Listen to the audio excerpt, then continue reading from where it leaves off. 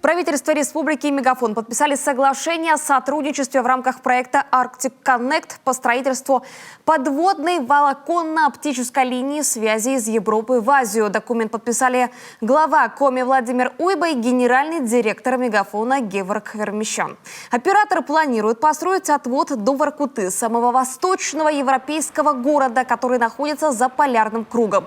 Это обеспечит надежную связь и быстрый интернет для более 50 тысяч жителей удаленных территорий вахтовых поселков, угледобывающих и нефтегазовых месторождений региона.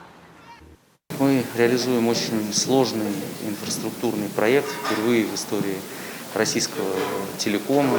Прокладываем под льдами, в арктическом пути, прокладываем волоконно-оптическую линию связи, соединяющую Европу и Азию. В Республике Коми есть коренное население, и есть очень большие, внятные и понятные стратегии развития промышленности в этих территориях. А в современном мире промышленность без связи будет всегда конкурентно отставать. Республика Коми стала третьим северным регионом, который подключился к реализации важнейшего проекта в арктической зоне. Проект позволит значительно повысить доступность современных телеком-услуг в регионе. Отвод, построенный от основной линии, позволит реализовать существующие потребности в передаче данных и высокотехнологичных цифровых проектов для предприятий, работающих в Печорском угольном бассейне, а также даст импульс для развития всех отраслей на территории Коми.